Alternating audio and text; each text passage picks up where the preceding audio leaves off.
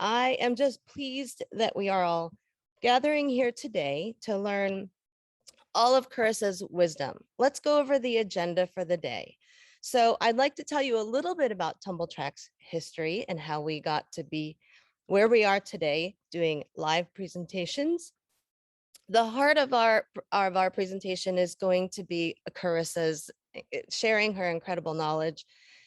She'll be speaking today about neurodiversity, about behavior management, classroom management, and creative skill development. And I can tell you in the time that I've spent with her, my brain always feels like it's going to explode. So with all of the knowledge. So I hope that you glean a bunch from today's presentation. Following the presentation, we will have a Q&A. Again, I would invite you to add your questions to the chat. We would love to hear from you. Karissa, I know, is ready to go with answering any questions that you might have. And then we'll give you some final last details about how to redeem your certificate, your $100 gift certificate towards the end of our presentation. So as many of you know, I looked through the list and I know that a lot of you are gymnastics professionals, some dance, some cheerleading, and others. Welcome. But Tumble Track started our journey 33, we're going on 34 years now with gymnastics and creating equipment that was safe for participants really to tumble and do all of the kinds of movements that were required of gymnastics even 30, 34, 35, or 40 years ago on a softer surface, a more gentle surface. Here you can see our work with Chelsea Memel, who has been a longtime friend of Tumble Track and has been tumbling on a tumble track since she was 6 years old. We are so pleased to now 33 years later, but about 10 years ago, actually, with all of our work with equipment, we were getting contacted by professionals in all different areas, and therapists were contacting us, letting us know of the wonderful uses that our equipment had in their clinics or in their classrooms. And so we have just over the last 10 years learned so much from professionals like Karissa about how our equipment is useful in that setting. And we're so proud to be sharing it with you today. Look at how much fun that is. Oh my gosh, I feel like I could nap in that fitness wheel. So this is one of our students at Spectra, and this is one of his favorite activities. He is one of our kiddos who, I believe he's 6 years old. He's in one of our fostering friendships classes, but he is bilingual and not yet speaking English. So when we communicate with this little student, we really have to pay attention to his facial expressions, even behind a mask. And he was like, I remember this moment where he was just looking at me, trying to catch my attention with his hands floating, like, look, teacher, I'm doing it with no hands, and really wanting some positive reinforcement from that. So fun. Really great. All right, well, there you go. That little voice you were hearing was Karissa. She'll be, we're just one more slide before we get to Karissa's incredible content. So just to share, many of you probably know Tumble Track, but we do hold very strong in our company values that we like to provide safe play and progressions. Education is really important to Tumble Track, which is why we work very hard to do events like today. And we're quite proud of being as innovative and versatile and having equipment that is high quality and durable, because we know that your investment dollars are really, really important to you. So that's a little bit more about us and what's important to us. And now on to the star of our show, Karissa Johnson. She, as I mentioned, is in Portland, Oregon. She has been a gymnastics educator for over 20 years. She is a certified ABA therapist and author of SpectraAbilities. And she owns SPECTRA Gymnastics, a facility that she's coming live from today. I am so pleased to introduce Karissa. Thank you, Carrie. I've been looking forward to this. So oh yeah, I am ready for our next slide whenever you guys are. So like Carrie said, our theme is a positive play space for all.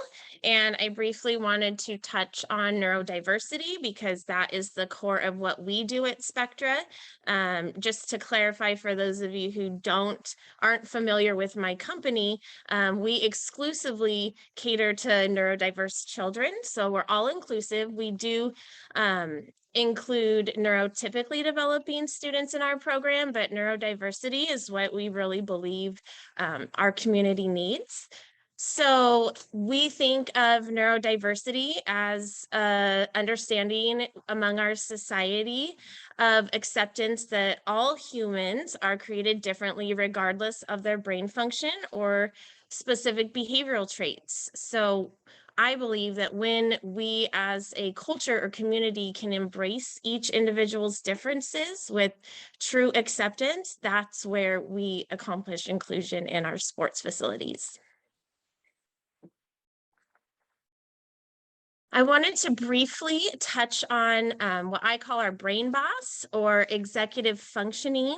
And executive functioning really is the core of how we operate in our brains to accomplish short-term goals, long-term goals, and lots of our just daily living skills and ability to function independently. So this is a little chart, and I believe everyone will get a PDF version of this for you to reference afterwards. But some important aspects of executive functioning include our ability to have flexible thinking. So having flexible thoughts, being able to accept unexpected changes when they come up, maybe not getting our way when something happens in a class.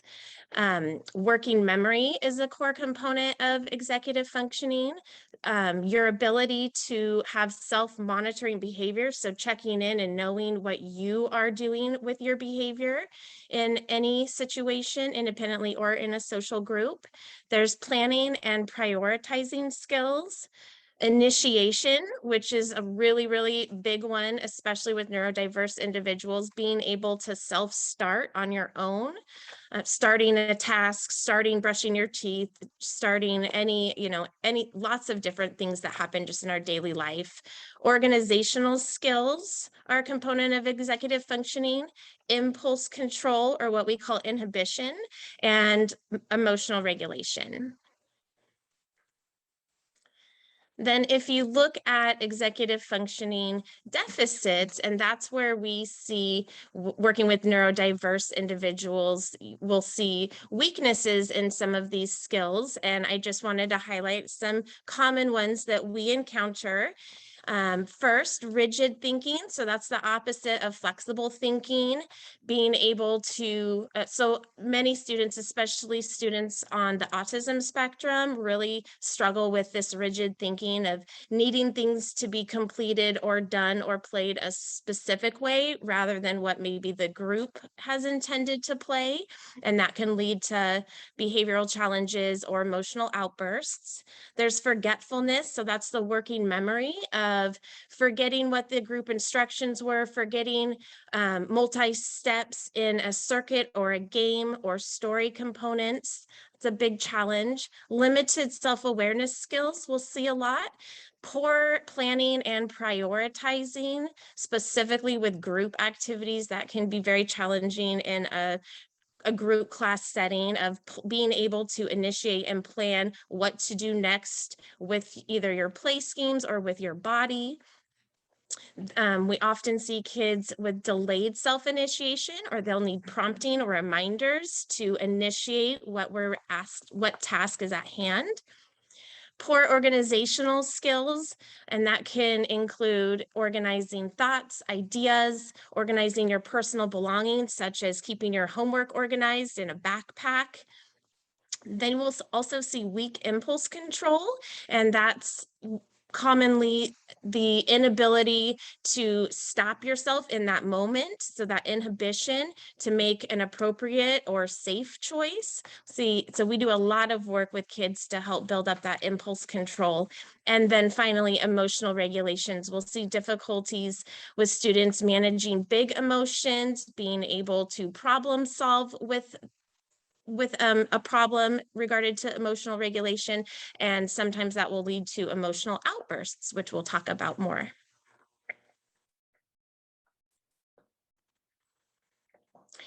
So thinking about early childhood development and delays, I wanted to highlight some common motor development and just early childhood milestone delays that are very common with neurodiverse children. We'll see poor motor planning for either gross or fine motor. That's really like, I love the tumble track equipment because we can really teach and cater to the motor planning development aspect of our programs. Increasing also the tumble track equipment very helps with spatial awareness or that lack of body awareness. Many students, neurodiverse students, experience language and communication differences, also delays in cognition development or comprehension. We have sensory seeking students as well as sensory defensive students. So some students really crave certain sensory sensations or inputs in their bodies, where other kids are very defensive to specific movements. We see that especially with balancing and swinging.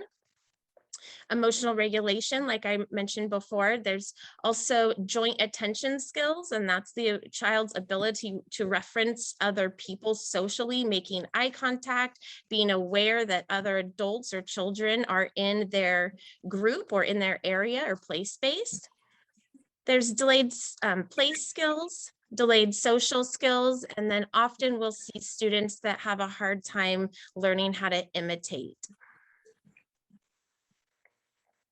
This is just a little roadmap. I'm not going to go over this in a lot of detail, but I thought it would be a helpful resource for you guys to look back on. And this just shows a very general map of what neurotypical development looks like in the early childhood years. So if you are working with a student and you are identifying differences or things that are specifically difficult for that child, you can look back at this and see what the developmental milestones are for that child's age. And I think this can help you identify where some of the delays or deficits are. So now going into behavior management, I could talk about behavior for days, but we don't have that much time. So I wanted to highlight some very, very common behavior challenges that come up here at Spectra, but I also think these are relevant not just for neurodiverse students, but this can come up with lots of different children. So we have aggression. I'm going to go over aggression and emotional outbursts, defiance, meltdowns and overstimulation, bolting or fleeing, or students that are flight risks, inattention and memory, and also transition strategies and difficulties. So this acronym is one of my favorites. I find it really helpful. It's called OOTS, and this helps you remember the 4 functions of behavior, which are E for escape, A for attention seeking, T for tangible, and S for sensory. And we're going to reference back this multiple times throughout our webinar today, but I wanted to quickly give an example of what these root behaviors are and why it's important to know this. When you as an instructor can identify the root cause of why a student is behaving in a certain way, you can, once you understand the root cause of what that child's wanting or needing or seeking out, you can it's much easier as an instructor or therapist to then implement strategies or teach new skills or replacement behaviors to help support that child. So with escape, something very common would be a student fleeing to get away from a demand or expectation in class. We'll see students interrupting social play as a form of escape. Also, yelling or aggression can be an escape behavior.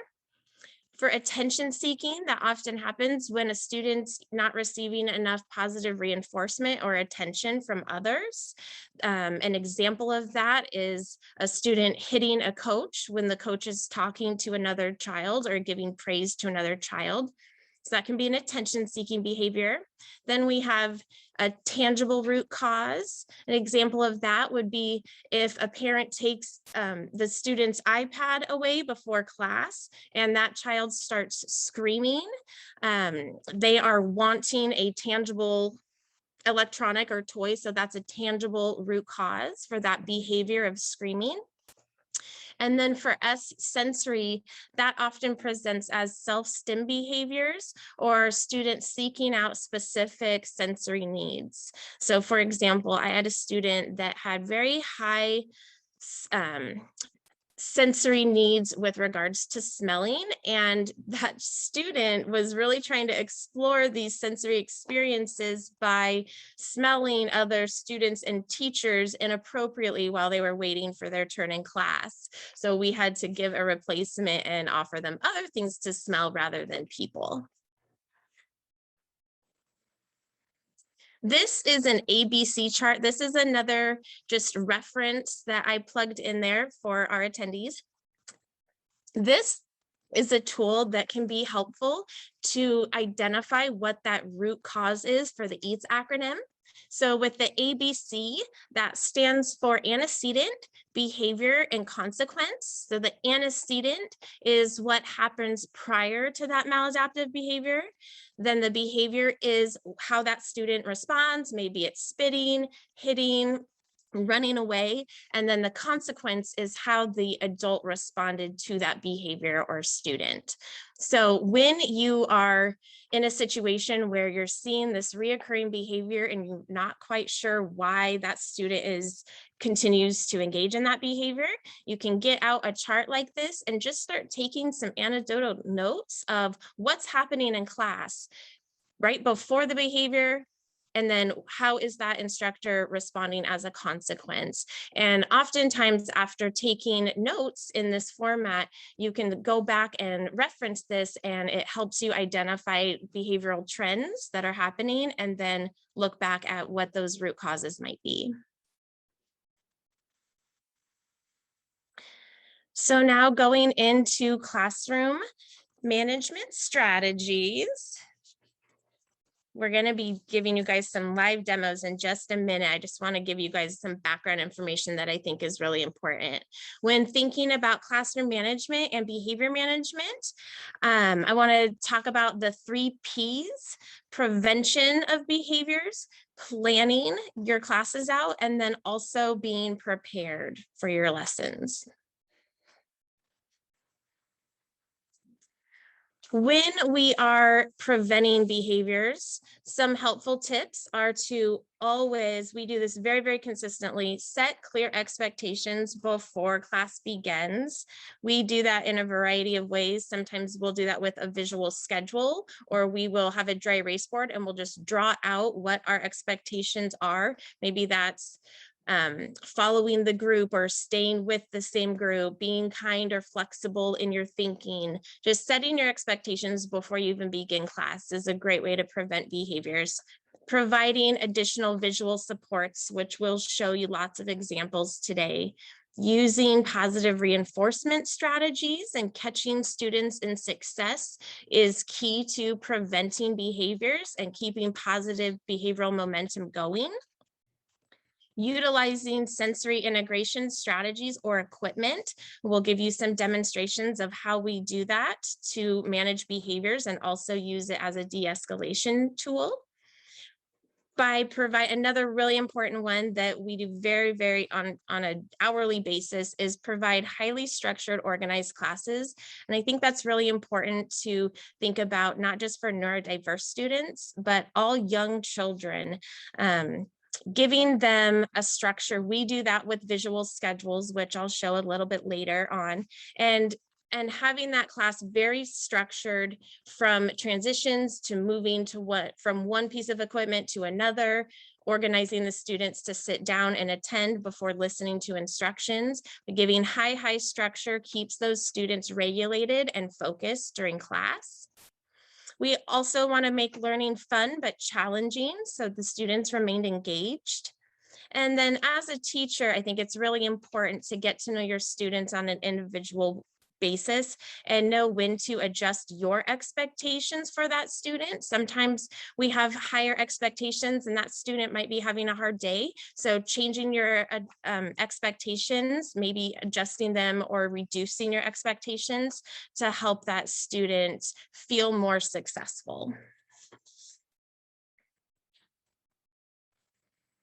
So talking about aggression and de-escalation, there's a lot of ways you can handle it. I like to think safety first. So if you have a student that's either in a one-on-one setting or in a group setting, and they have been escalating, and that leads to an emotional outburst or aggression towards either you or a student in class, the first thing to do is always remember to remain calm and not reactive. I call it like the statue face. So you're acting like you're completely unfazed to the aggression that is occurring in the moment. Then find safety. So removing that student away from any dangerous equipment or peers, that's not possible. Moving the rest of the students to a different area of the gym until that emotional outburst is finished. I highly recommend, once the aggression is done, engaging that student in a calming activity. And then another helpful strategy, we're going to give you examples of calming activities in just a minute. Then the next helpful strategy is, after a student is calm, if you're wanting them to come back to class or finish a task or finish an obstacle course, you can do a really quick compliance check before returning to class.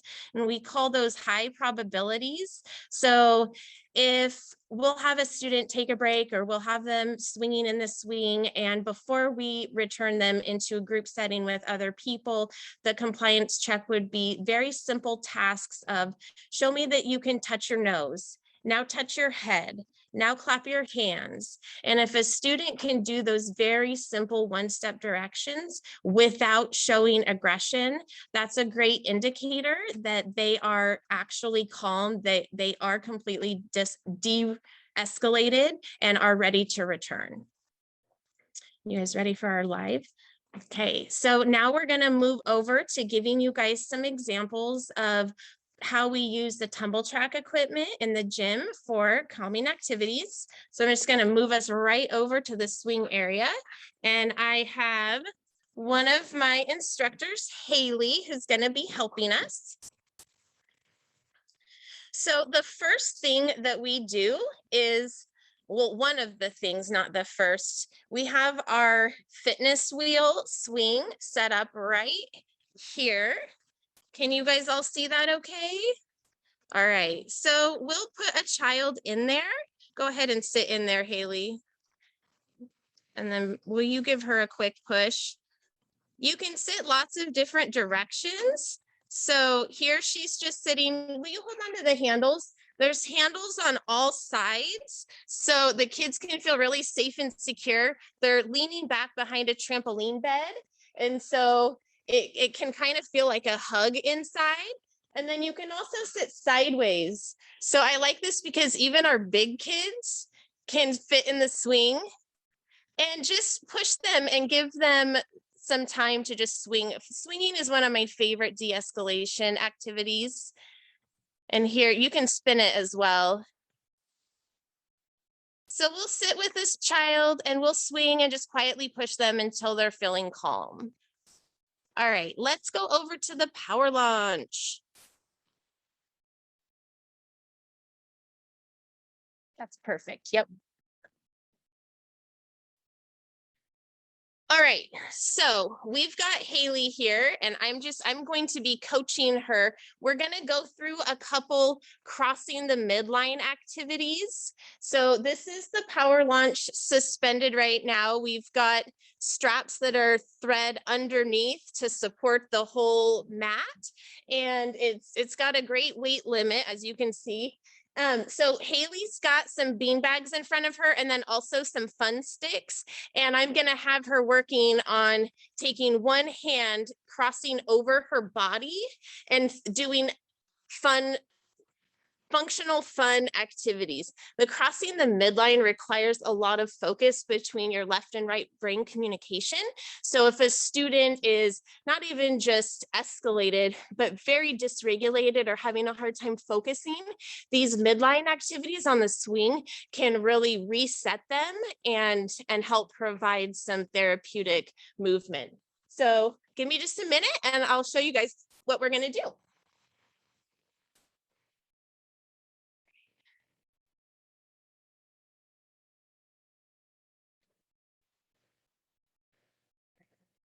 And you're gonna use all at once, and then the right hand over the stick. Okay, that's okay.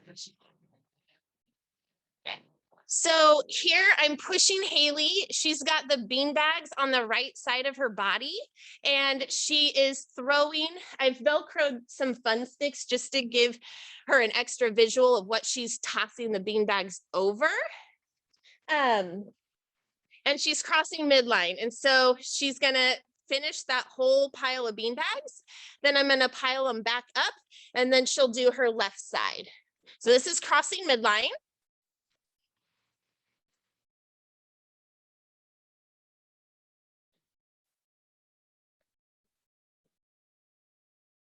I'm gonna go through backwards.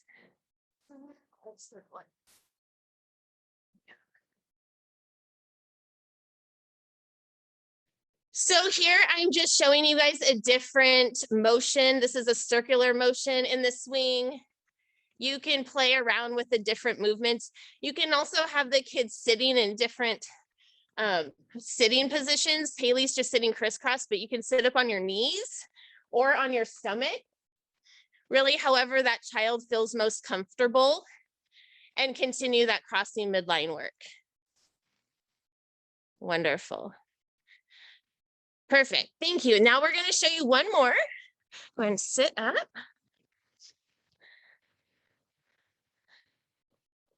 All right, wonderful. So now I'm just on the other side of the swing, and this is next to our tumble track where we have, can you grab me this fun stick? We've got these fun sticks that I love. They Velcro lots of different directions. And so I can just put this down on our carpet. Right there. And right here. And then we have the hoops. Perfect. So Haley's got some hula hoops. And again, we've got the fun sticks here. Let's get it a little closer, just so you guys can see. As she's swinging, she's going to be doing a ring toss. And so I really like giving students play with purpose.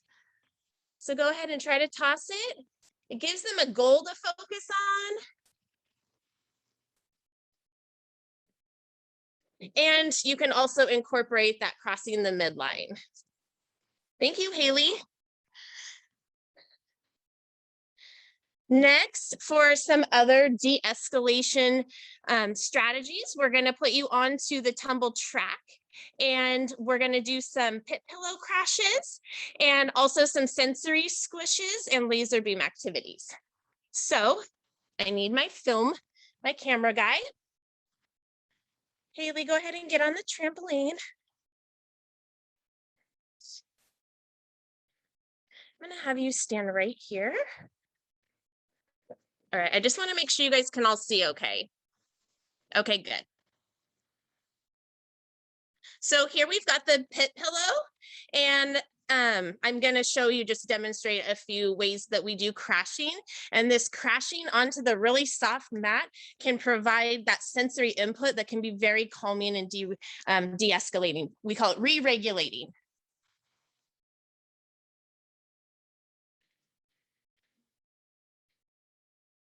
Okay, let's do on your back. Ready? Crash. Good. Let's do this.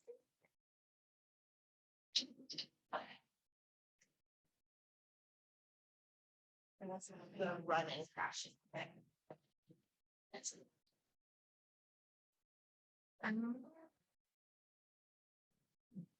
Okay, and then very like this. So she put your head out. So don't get a second. And then awesome. And down here.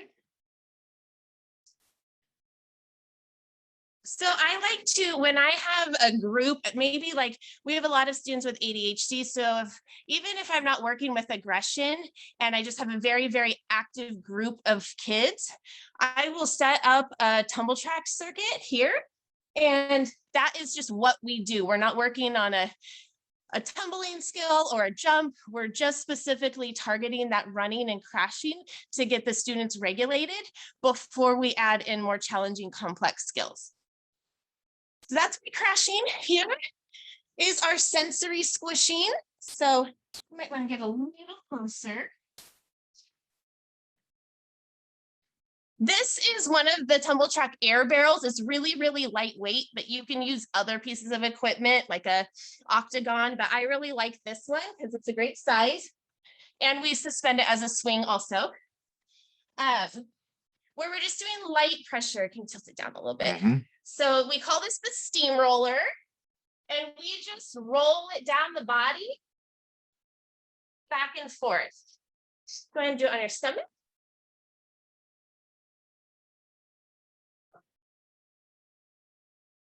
There you go, good. And then can you pop the pink wedge out here? So that steamroller, when we do it in a variety of different ways, we actually call it the steamroller when we're teaching it to the kids. And we talk about how this is really calming. It can feel good in your body. We'll ask them, how does your body feel? And we've seen over time that kids are starting to learn when they're escalating, and they will come to us and ask us for the steamroller squishes. And that was really cool to see that connection with our kiddos. Another thing that with the sensory squishes, because again, that deep pressure is just so beneficial. We've got, and she is on, let's see, I'm sorry, Haley. She's on a cheese mat, and I'm just going to squish her. Brian, can you hold this real quick, please? Right there. Perfect. So she's laying down.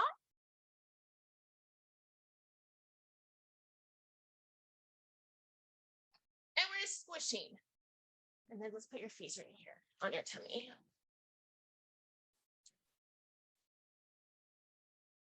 Squish, squish, squish. So in addition to teaching tumbling skills on that, and just like that steamroller, we have kiddos where we've introduced that cheese mat squishing with them.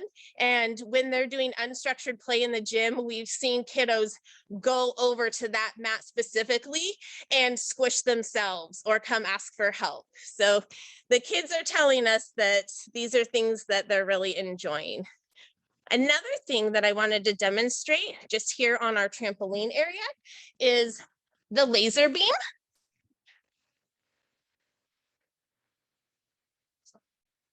Perfect, thank you. Okay, so I like the laser beam because it's very visual. There's lines for the kids to be looking at. So I like to do a lot of coaching of looking at the lines, watch where you're going. It's also wider than a standard beam, which is great. We've got it up on a little incline, but when I'm working on trying to slow a child down or de-escalate them, I really want them to engage in activities where they have to have a lot of focus and get their brain communicating and working together. And I find balance beam is really great for that. So we've got Haley, and she is rolling a ball up the laser beam. And then she would just come back down and we'd put her back on the tumble track to do more sensory squishes. So that's an example of just a really short circuit you can do in class to give that extra sensory input for students who are needing it. I really find that when you give students, like I said earlier with the hula hoops, if you give them purpose of what they need to accomplish rather than just walk down the beam, it's really causing or creating them to have that effort of focusing, which I think is just very, very, very important. Great job, you guys. I'm ready for the next slide.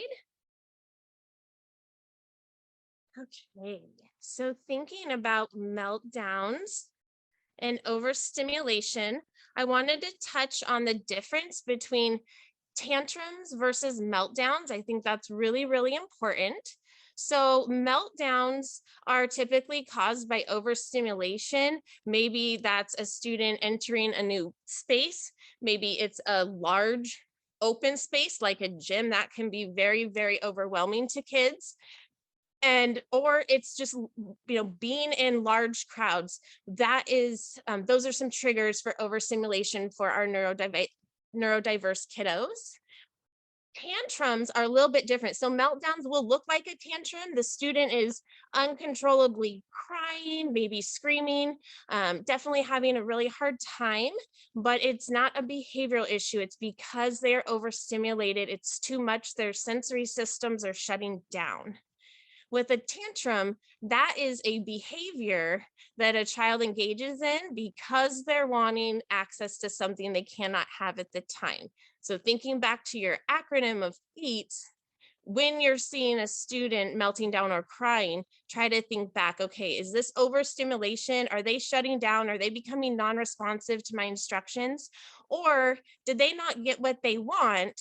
And, you know, maybe it was time to go to balance beam instead of the sensory swing, and they're having a tantrum because they want the swing, not the balance beam. That can come up a lot. And so you'd want to handle tantrums differently than meltdowns. Either way, when either of these behaviors come up, it's important as instructor, remember to remain calm and non-reactive and really bring out a gentle, supportive, calming tone in your voice to help de-escalate that child, make them feel safe. Engage the student again in a calming, quiet activity. And we like to follow the child's lead, especially with a meltdown. No demands. We're not having them do obstacle courses or any specific skill. We're following them around the gym and engaging with them in the equipment that they show interest in. You hand me water. So with meltdowns and overstimulation, if you can, it can be hard in the gym, but do your best to reduce that stimulation. You might need to take that student to a quieter space in the gym and then drop all your expectations and engage them in something calm. It might help to know what calms your student. So if you know that you have a neurodiverse student coming into your class, you can ask the parents some questions. You know, is there anything that creates anxiety for your child, or are there things that you know that they like or enjoy doing? Maybe it's calm music, maybe it's the swinging. It can be different for every student, but it's part of your 3 Ps of knowing your kids and planning for behaviors before they happen. Know what they need, know what they like in their body.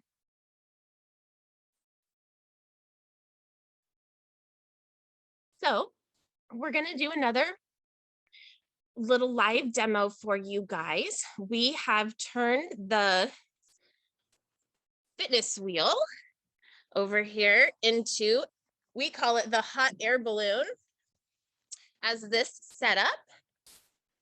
And I'm gonna have Haley get in it. We've draped a parachute over the swing.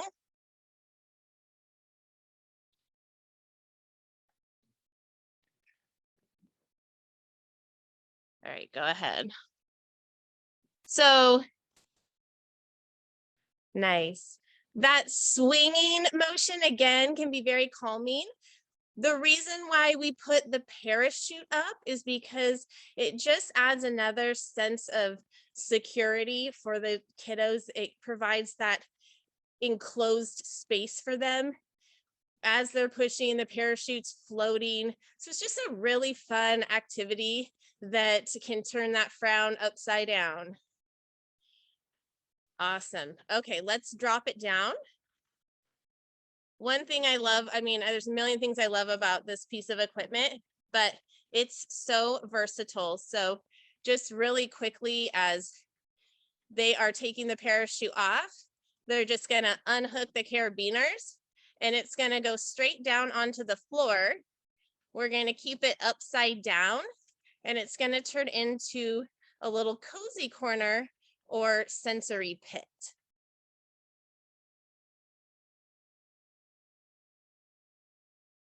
When we put kids in the calming corner, or the sensory pit version of the fitness wheel, I like to add sensory toys to that experience. You can put sensory balls in there. We've got some little tactile balls that light up. Kids, so we'll just drop those in there. Sometimes we'll go ahead and climb in. We will blow bubbles and have the kids pop the bubbles in there, or they can just lay down inside. Go ahead and lay down, Haley. And we can put the parachute over it and play peekaboo, or just give them that extra sense of security and privacy if they're having a meltdown. We will also sometimes play calming music. I call it Zen music. There's some great playlists on YouTube. Bubbles is a really great one. And then I'll show you a little bit later some sensory popper fidgets that you can drop in there, and giving that kid, again, a purpose to the play as they're de-escalating or finding their calm. Thank you, you guys. All right. So now I wanted to touch base on bolting and fleeing. I think this is a really common behavior that comes up a lot. And there's a lot of ways that you can prevent bolting and fleeing from happening. So again, if you have a student who is consistently fleeing from class or bolting away from a specific activity, think back to your EATS acronym and try to find that root cause of what that student is trying to do. There's lots of ways you can prevent bolting and fleeing from occurring. You can use tangible toys and learning materials to keep that student engaged. You can offer interactive obstacle courses, which we'll show you in a little bit. You can always, like I mentioned earlier, adjust your teaching expectations and activities, and then offer the student preferred activities. So let's go back to that other slide real quick. My team is setting up their next demonstration. Thinking about bolting and fleeing and just that root cause of the behaviors, I just wanted to give some examples. Like we will, for example, the task of waiting can be really challenging for kiddos. And so maybe every time you ask a student to come sit down and wait for instructions, that's when they bolt away from you. That would likely be an escape behavior. They're either trying to escape the task of sitting down and waiting, or maybe they're interested in something else and they want something different. Another example might be a student is bored. Maybe they're tired of doing this obstacle course or circuit and activity. So they're just gonna walk away, go do their own idea and leave class. And obviously these behaviors can be safety concerns. There's also, we'll see a lot of this if we have large obstacle courses set up. Sometimes students will have a difficult time sequencing, and that's a cognitive skill and goes back to that executive functioning brain boss. If a student's having a hard time sequencing different skills, you can simplify your obstacle courses. You can add in more sensory integration equipment into your obstacle courses and just make those courses smaller, less steps for them to follow to prevent those fleeing behaviors from occurring. When you have attention seeking behaviors or this bolting and flee, a lot of time it can be attention seeking or escape. So maybe the student's running away because every time they do, they get these really big reactions from the teacher. And when that happens, you can find other ways to give that student attention, not just when they're doing something inappropriate or something you don't want. Start catching them in those moments of success before they escape to keep them motivated and in the group where you can keep your eyes on them. There's also, with the bolting and fleeing, I also think it's really important, if it's not an escape behavior, remembering your students' abilities and that executive functioning, that memory, that working memory can be really hard. So sometimes a student will leave because they have a hard time following multi-step instructions and they don't understand what's next in that course or what's expected of them. So they'll just kind of wander away and go do something that is of interest to them. So those are some common things that come up, I think, in probably all classes, but definitely here at Spectra. And we are going to show how we do, how we handle a little bit of this. I'm ready for the next slide. Okay, so with the example, just thinking about bolting and fleeing, waiting is often a trigger for that. And again, the escape function would be, or the root cause would be escape is the function of that behavior. We can teach kids that waiting can be fun. So we want to make waiting fun. You can do that by, I really like doing that by keeping the kids moving and trying to just limit the amount of time they're required to wait in class and give the kids something fun to do or accomplish while they're waiting. We have here at our trampoline circuit, we've got a couple examples to show you that involve the hot blocks, which I think the hot block is great to provide sensory input, provide movement while a student's waiting. These kids, neurodiverse kids, oftentimes they really need to be constantly moving their bodies in order to be engaged and focused. So just knowing that it's okay to be moving, and a lot of times these kids are listening better when they're provided movement rather than being required to sit still and focus and listen to attention. So movement while they're waiting and listening is a good thing. We'll also show you, we have the power launch set up with some numbers. So we're going to give the kids a goal-driven activity to focus on as they are waiting. So I'm just going to turn my table a little bit so we can see Miss Haley. So here we have, drop my camera down a little bit. We are at the end of our tumble track. And that is this where you see the green stairs. That is where students are. This is our waiting area. This is where our group classes are sitting on a mat. We have little green dots or squares for them to sit on, and they're waiting for their turn. But if that is too hard, I will have the kids complete their circuit all the way down the tumble track and back around with the toys or obstacle course we've had set up. And the minute they come back to this waiting station, they have a fun activity to do. So Haley, this is the power launch set up with a Velcro overlay, and we've got numbers on it. And so we want to give the kids a goal. And here, and again, I also should mention that our fun activities always do not have a winning losing component. So that's really important to note. Right here, we're just going to say, we want you to toss the beanbags and try to hit your favorite number, or see how many numbers you can hit, or you can give them a goal and the kids will finish their, keep going. we've seen kids come up with their own ideas of like challenging themselves, like, okay, I've got to get 100 points before it's my turn again, or I want to add up to 35 points. And then the next time they come around, they're going to want to get to 50 points. It's really fun to see how you give them just one simple goal and how they kind of turn it into their own idea or play activity. So that's a really fun weighting activity. You can also give them something more challenging to do. Haley, can you do a wall climb? Just having that up against the wall, it's so sturdy. You can have them do wall climbs.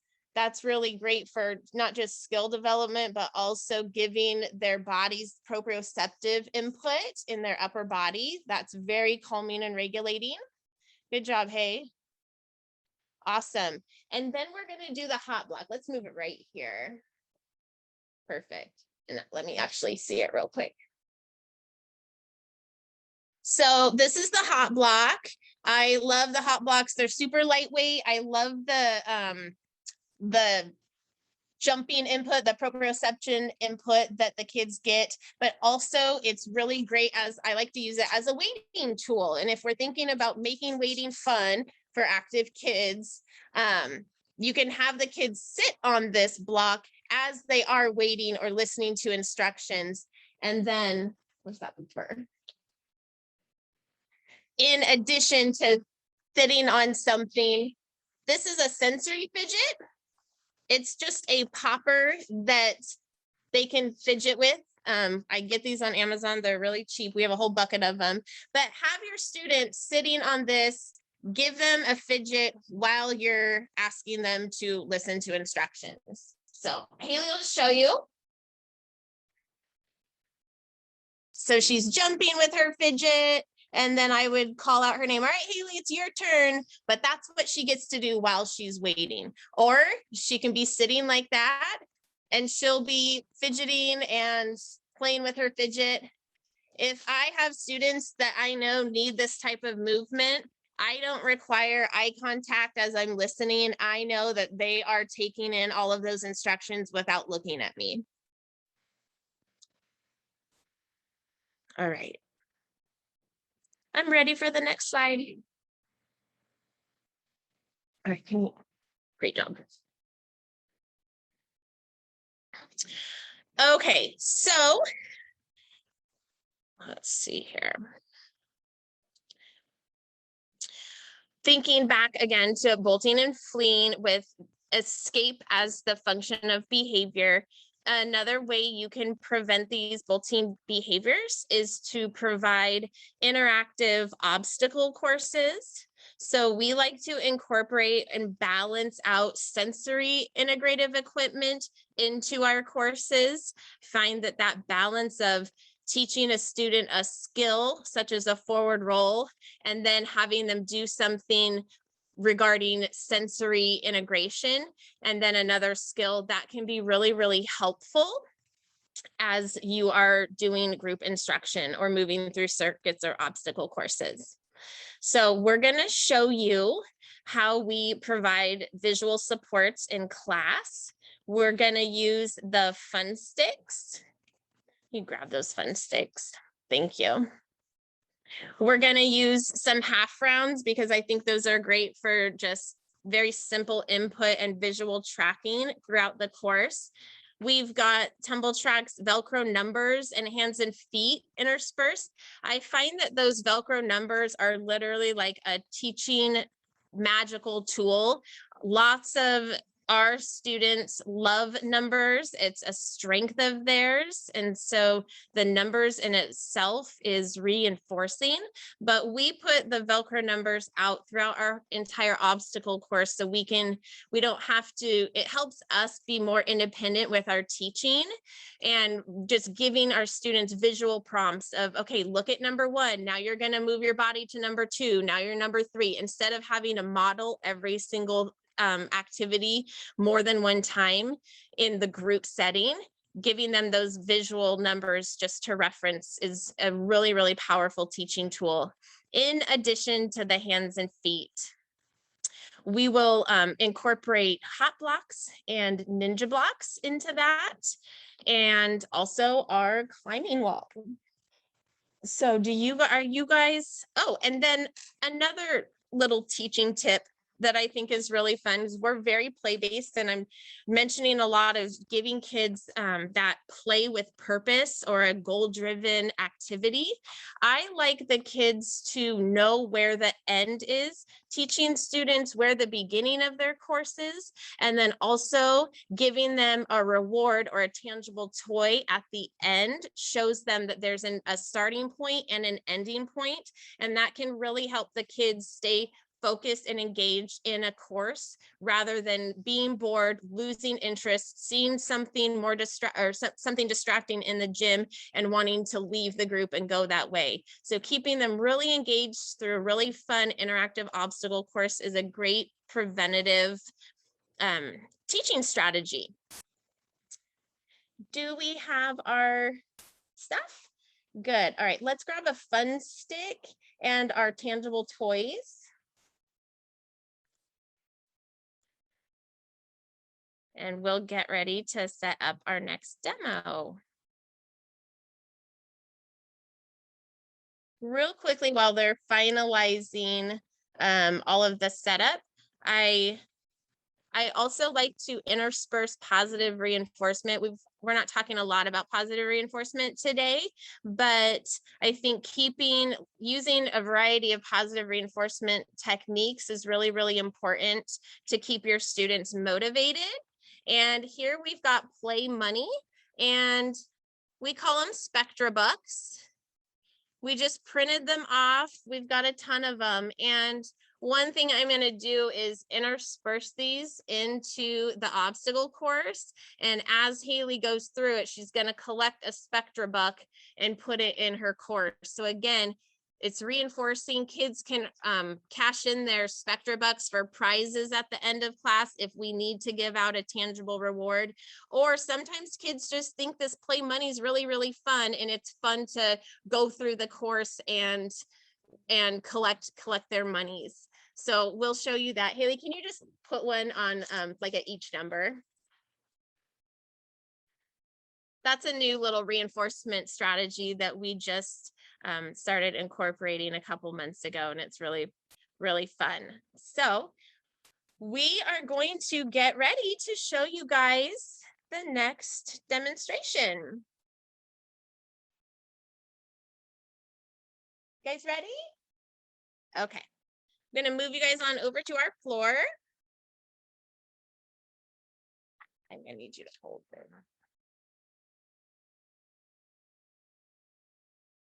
All right. So I'm going to have my cameraman kind of guiding you guys through this. And then if you guys have questions at the end, we're going to save time for that at the end. So Haley, you're going to start, she's going to start here at number 1. Give me just 1 second.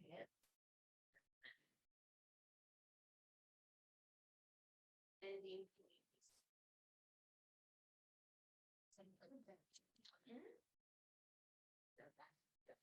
The rest is the way I want to live it.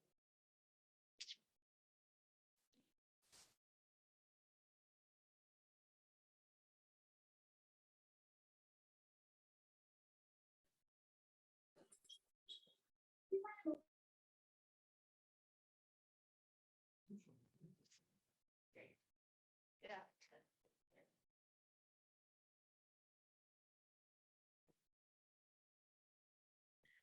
Okay, so we've got our, like I mentioned, we've got our Velcro numbers. So Haley's gonna start right over here. She's got Velcro number 1.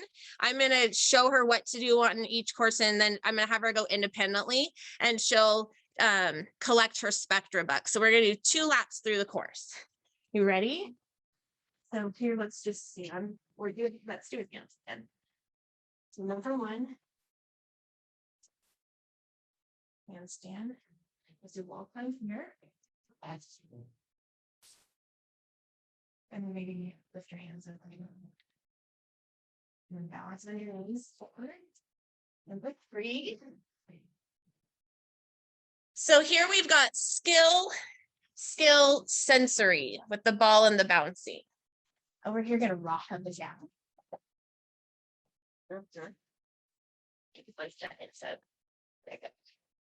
This is one of the tumble track octagons. I like this one because it unvelcros and you can break it into half.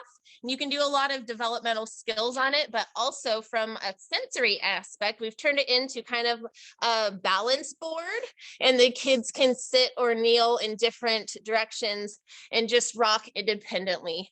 So we like to give our kiddos that have a hard time with focus in large courses, give them independent things that they can do that don't require constant one-on-one teaching and spotting and instruction. Hands and feet. Good. Go ahead, wall climb. Here we've got the hands and feet, and that is a visual support that shows kids, okay, my hands go here, and then over time, they just know that that's the expectation. When I see those hands, I do a wall climb. I'm going to do a cartwheel or a forward roll here. Here's another independent skill. And then we've got a balance board. So then there's more sensory. It's got tactile textures on the feet that provide more engagement. Then she's going to go up.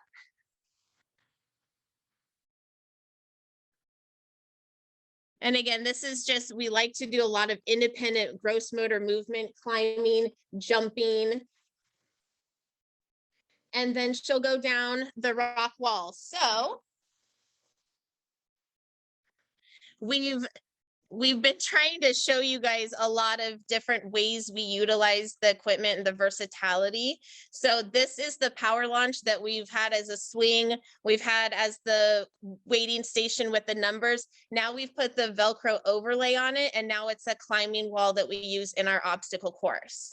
And then here at the end, we've got an end goal, so play with purpose. She's got a hoop, and she's gonna drop the hoop over the fun stick. Great job. And then here we go. Balance beam. And then she's going to climb up the ninja blocks.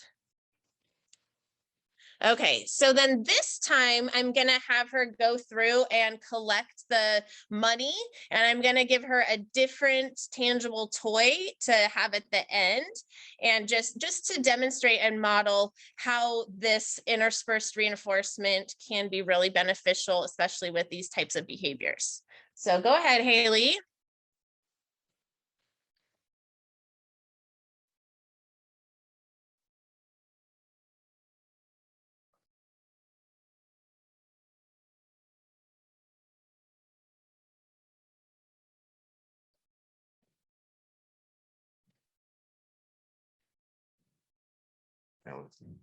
You can speed this up by cutting it short too.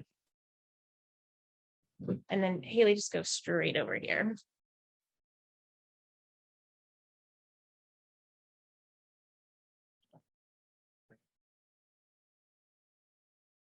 So here she's finishing the course. We've got a little electronic button.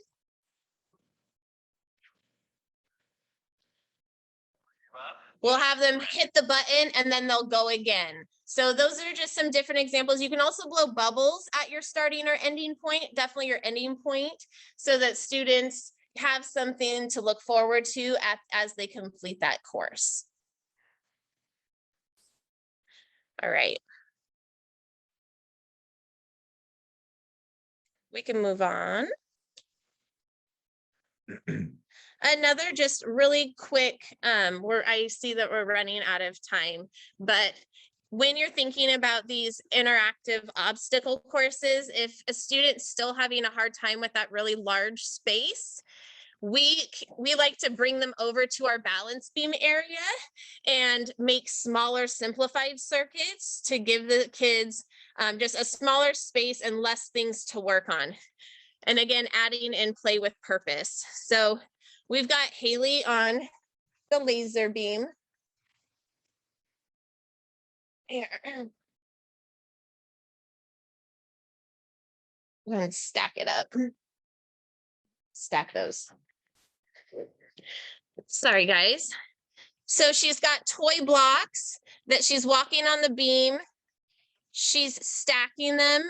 So play with purpose, stacking the blocks. Once she gets to the end, she'll throw her hoop over the fun stick and then go back and do one more balance beam. So very small, simple circuit to help with students that are having that inattention to the memory.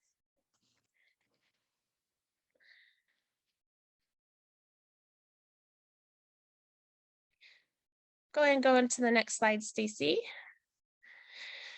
Really quickly, this will be the last demonstration that we have time for. We're going to do the fitness wheel in the middle of the floor. I like to use the fitness wheel also. It's such a great, the circular motion of it is really great to teach kids warm-up activities or group games. It gives them something visual to be running around. So we have a lot of inclusive games that we play, icebreaker games. I find that, and especially with older kids that are more advanced but still need that movement, before we do any group instruction or actual technical teaching, we'll have our classes go straight into a movement-based game, and the fitness wheel is often our core centerpiece for that. So we're going to give you just a really quick example of that, and then we can probably go into Q&A. So having you guys set up right here. So here we're on the floor. Haley, why don't you just run around? Brian, can I have the chime? Go ahead, Haley. So even if students aren't ready to listen to group instruction or the rules of the game, I'll just say, go to the floor and start running. And they'll all be running in a circle. And then after a couple minutes of them moving, I'll use an auditory chime or cue. This is my little bell or chime. And that really grabs the student's attention to stop. Then I'll explain the game. Okay, when you hear the bell, I want everyone to touch their favorite color on the wheel. So then we're teaching the kids movement, stop, movement, stop. And then we can add in other like social skills or collaborative play with these games. So when I have, go ahead and run, Haley. She stops, then I'll ask a social question. I want everyone to tell me what their favorite movie is, or everyone tell me their favorite vacation spot. They'll answer really quickly and then they'll run again. So these are just a couple ideas of movement games that can be used as a listening strategy before you're actually going to have this kids sit down and listen to what the entire obstacle course is all about. And then real quickly, just on transitioning, because transitioning can be really, I think, a huge challenge for kiddos. This little chime is one of my favorites, and just teaching students auditory cues. So, visual schedules.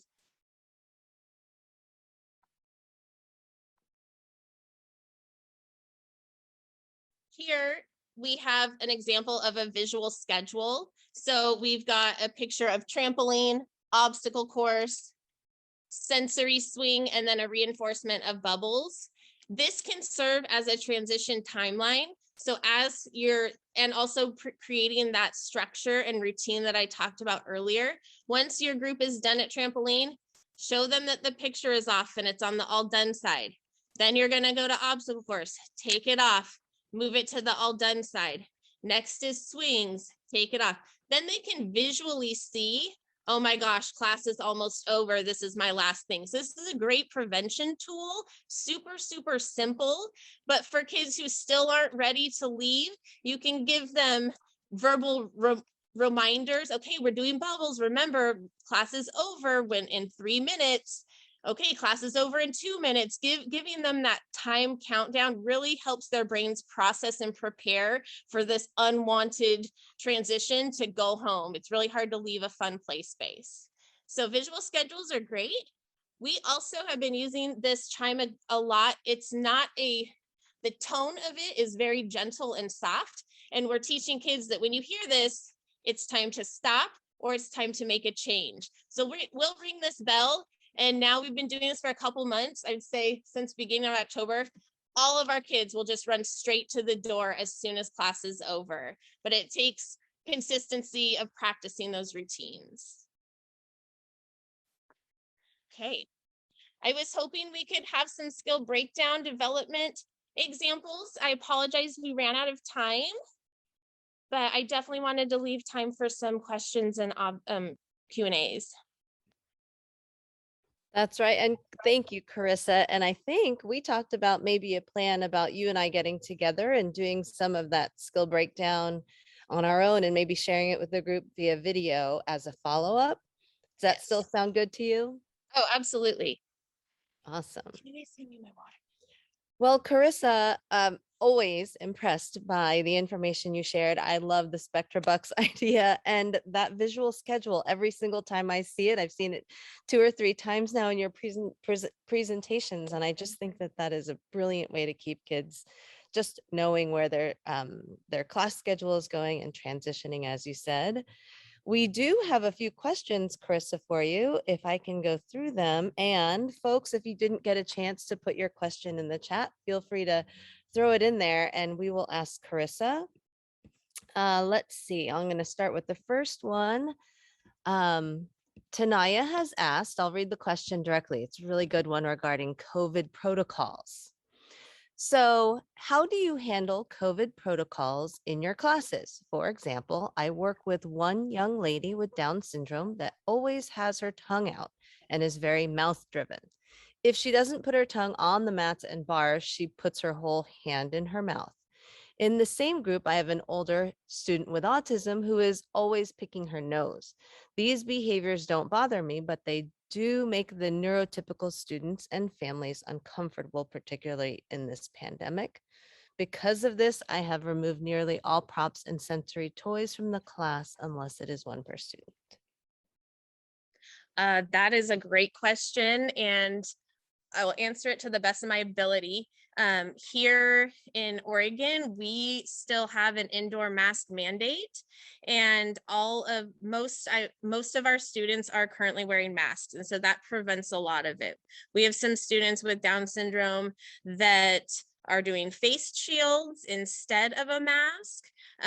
But if that's, if you're in a state where indoor masks have been lifted, I would talk to the family about possibly bringing them in their own sensory chew necklace and giving and having the student that's accessible to them at all times. So a replacement behavior, but that is really challenging if you have a student who has those sensory seeking needs. I did the same thing where I removed most of the soft toys and equipment out. And we have really a stringent sanitizing protocols, but giving them some sort of sensory outlet as a replacement would be my recommendation. And work with the parent to find out. There's a lot of great sensory chew toys and things available on the market. Excellent. Thanks, Karissa. The next question is, what do you do with your equipment that you aren't using for that week? Is that what is behind the curtain? In our gym, often the extra equipment laying around can be a distraction. So we had to do a quick tear down this morning. So that equipment is just out of our movement space right now. I have storage cabinets right here where we will a lot of our equipment's tumble track, and I love the inflatables because they deflate, and we just put them in storage bins and they live right there in that cupboard.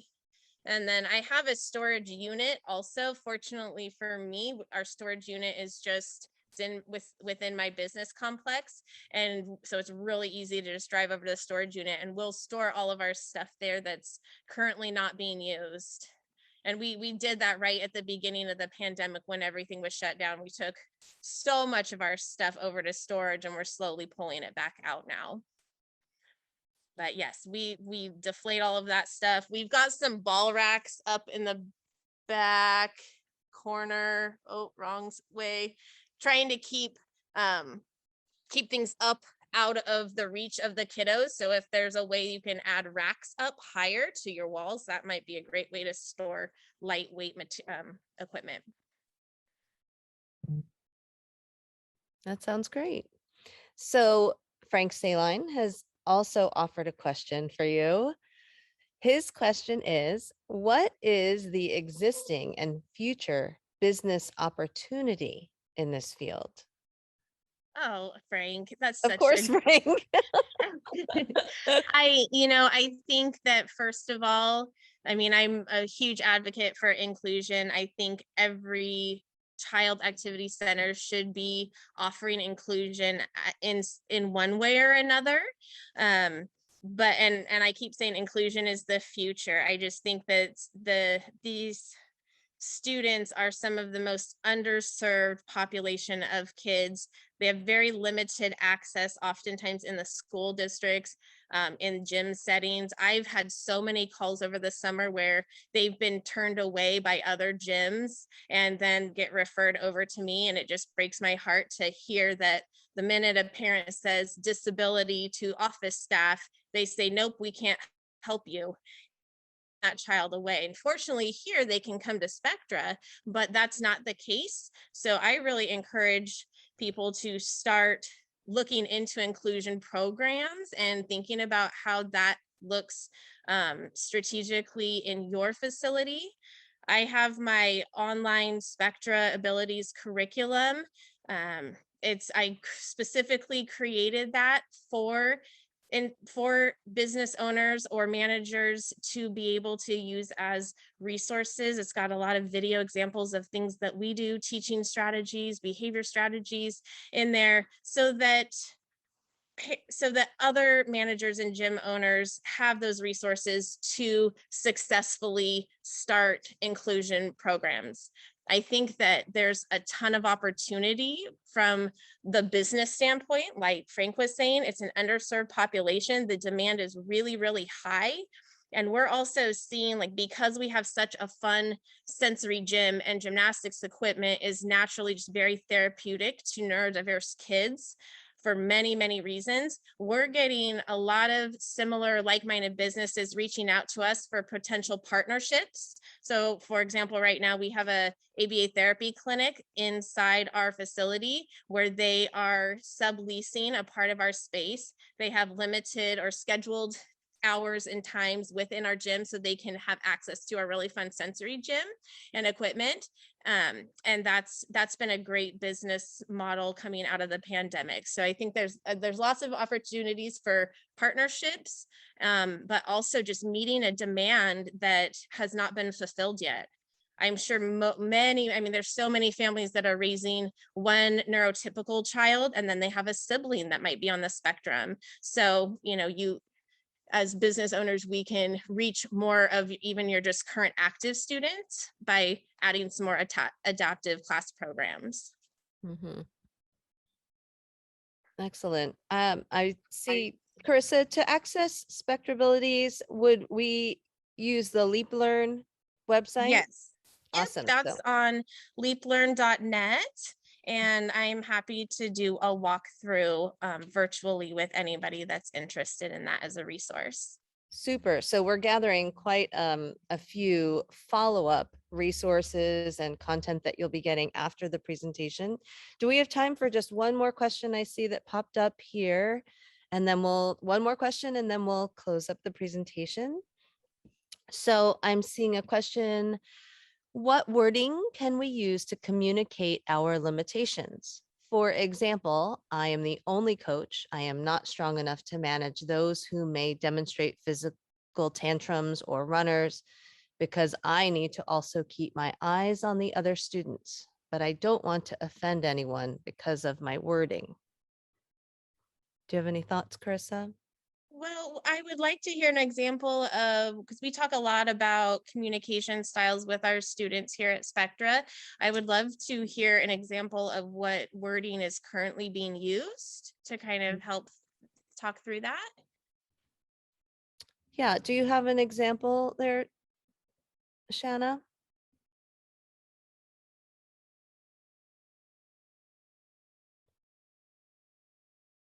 And while she's thinking about that, just some pointers. I think there's two components. One, making sure that your student is in the appropriate class placement. So if I have a student with really, really high needs that's constantly bolting or fleeing, that tells me that they're needing one-on-one support to be successful. And we would offer at that time private lessons rather than group instruction, not to isolate that student, but to teach them through visual schedules and modified courses what a group setting looks like, and then transitioning them back into a group setting over time would be an appropriate long-term goal. So class placement's a big component, but with regards to communication with students, I think it's easy to be really reactive and say what you don't want from students, like don't run away or don't do that or don't lick. But we currently right now, we just talked about this last week, we're doing a no challenge with our staff. And I have a visual where we're tracking how many times we're using negative language with our students and kind of holding each other accountable in the gym. So just really training yourself as an instructor to frame to your students what you want from them rather than what you don't want. And then simplifying that. We can also add in pictures like the visual schedules that I was showing. This can serve as picture communication. So if you have a kid bolting and fleeing, you can say, look, we're on trampoline right now, or we're doing tumble track right now. This is what we're doing. We're jumping. We'll do something later. So adding visuals to help with your communication, saying what you want instead of what you don't want. And then also just simplifying your language, giving them one-step instructions versus multiple step instructions. So saying, please wait, or please sit, instead of, I need you to sit down and listen because we're going to do this next. And kids get lost in all of that verbal communication. So keeping it really simple, visuals add concrete to the learning experience, and being really positive.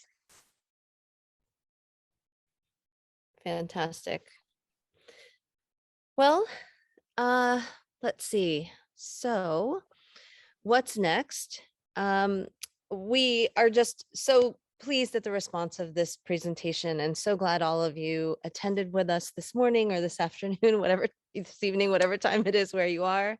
I would like to invite you to like and subscribe to Tumble Track's social media. We do a lot of education there where we are posting ideas of how to use equipment or announcing events just like this one. So if you are not following, then we would like to encourage you to do so.